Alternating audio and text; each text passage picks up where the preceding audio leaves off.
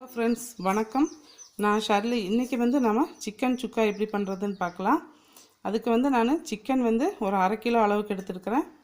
தேங்காய் ஒரு அரை மூடி, மஞ்சத்தூள் 1/4 டீஸ்பூன், பட்டை இது மாதிரி பீஸ் ஒரு 2 எடுத்துக்கோங்க.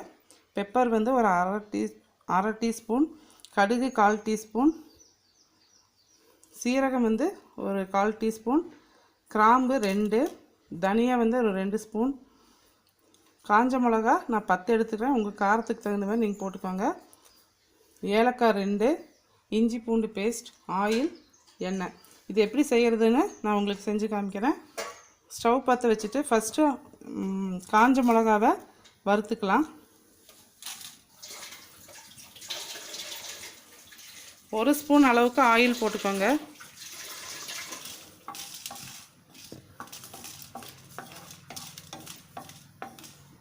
ஃபஸ்ட்டு காஞ்ச மிளகாவை வறுத்து தனியாக வச்சுட்டு அப்புறம் ஒவ்வொரு மசாலாவாக வறுத்துக்கலாம்.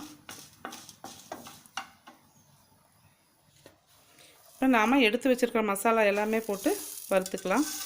இந்த மசாலா பாதி வறுத்த உடனே அப்புறம் ஆனியனும் தேங்காயும் போட்டு வறுத்துக்கலாம். இப்போ இந்த மசாலா பாதி வதங்கிடுச்சு. இப்போ நம்ம ஆனியன் சேர்த்துக்கலாம். ஒரு ஆனியன் நீங்கள் அரைக்கிறதுக்காக வச்சுக்கணும். இதை இன்னொரு ஆனியன் நம்ம வதக்கிட்டு சிக்கன் போட்டு செய்யலாம்.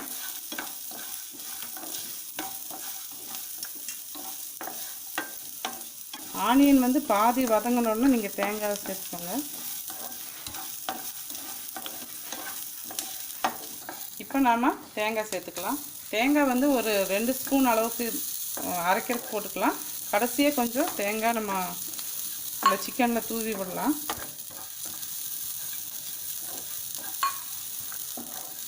தேங்காய் ஒரு கோல்டன் கலர் வரட்டும், அந்த அளவுக்கு வதக்கிட்டு நம்ம இதை எடுத்துக்கலாம்.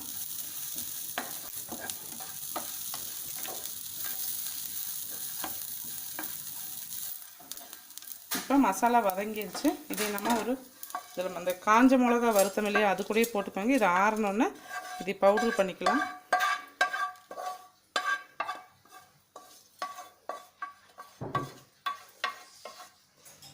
அதே பேனில் 2 ஸ்பூன் எண்ணெய் விட்டு இந்த வெங்காயத்தை வதக்கிக்கலாம். வெங்காயம் இந்த மாதிரி நீளமாக வெட்டிக்கோங்க, மெல்லிசா. அப்போ சீக்கிரம் வதங்கிடும் உங்களுக்கு.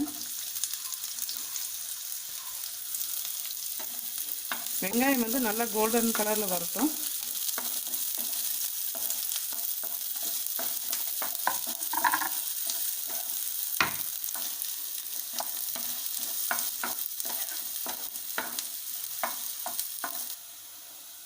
இப்போ வெங்காயம் வதங்கிடுச்சு. நம்ம இஞ்சி பூண்டு பேஸ்ட் சேர்த்துக்கலாம். ஒரு 1/2 ஸ்பூன் அளவுக்கு போடுங்க. இஞ்சி பூண்டு நல்லா ஒரு 2 நிமிஷம் நல்லா காருங்க. பச்சை வாசனை போன உடனே நம்ம சிக்கன் போட்டு வதக்கிக்கலாம்.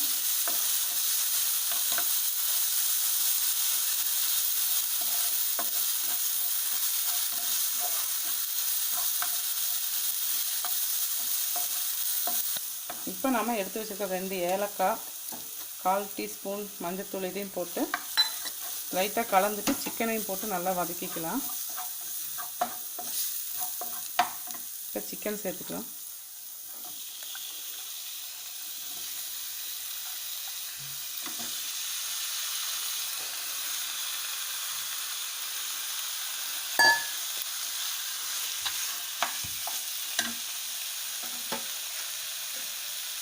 இப்போ சிக்கனுக்கு தேவையான அளவு உப்பு சேர்த்துக்கலாம். உப்பு நீங்கள் பொடி உப்பு சேர்த்துக்கோங்க.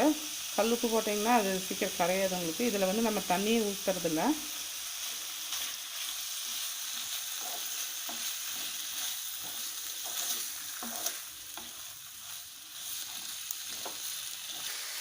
இப்போ நம்ம வறுத்த மசாலா ஆறிடுச்சு. இதையே தண்ணி ஊற்றாமல் கொஞ்சம் நல்லா பவுட்ரு மாதிரி ஆகிற மாதிரி பொடிச்சு வச்சுக்கலாம். அதே தண்ணி ஊற்றிடாதீங்க. இதை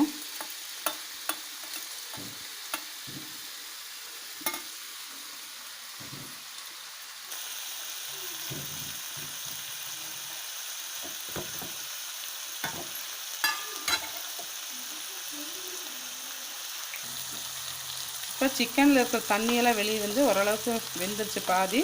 இன்னொரு 5 நிமிஷம் நம்ம மூடி போட்டு மூடி வச்சுக்கலாம். தண்ணி ஊற்ற தேவையில்லை, அதுலேயே தண்ணி இருக்குது.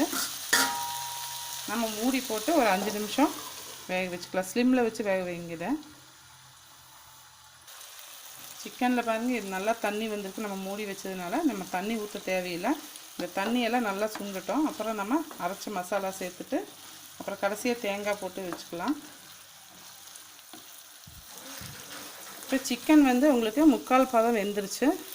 இப்போ உடச்சி பார்த்தீங்கன்னாவே தெரியும், நல்லாவே வெந்துருச்சு. இப்போ நாம் வறுத்து அரைச்ச மசாலா இது மாதிரி இருக்கணும். உங்களுக்கு தண்ணி தேவையில்லை. இந்த மாதிரி ட்ரையாக பவுட்ரு மாதிரி பண்ணி வச்சுக்கோங்க. இந்த மசாலா சேர்த்துக்கலாம்.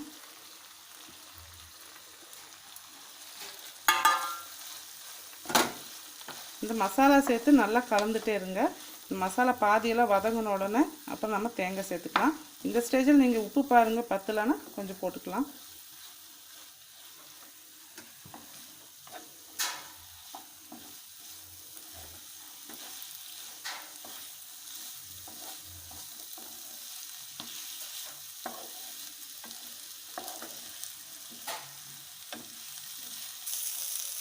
இப்போ நாம் துருவி வச்சுருக்க திரும்ப 2 ஸ்பூன் தேங்காய் சேர்த்துக்கலாம்.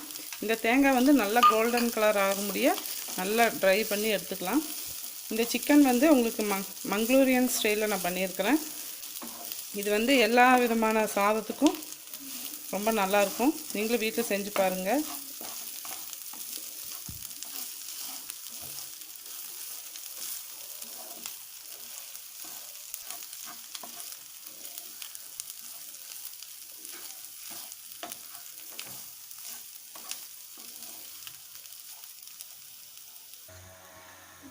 இப்போ கொத்தமல்லி தூவி இறக்கலாம். நான் கருவேப்பிலை வந்து எண்ணெயில் இது மாதிரி வறுத்து வச்சுருக்கிறேன். நீங்களும் இது மாதிரி வறுத்து போடுங்க, ரொம்ப டேஸ்ட்டாக இருக்கும்.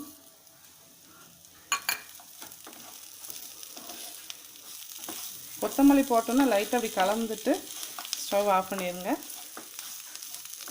சிக்கன் சுக்கா இப்போ ரெடி ஆயிடுச்சு. நம்ம ஸ்டவ் ஆஃப் பண்ணிடலாம்.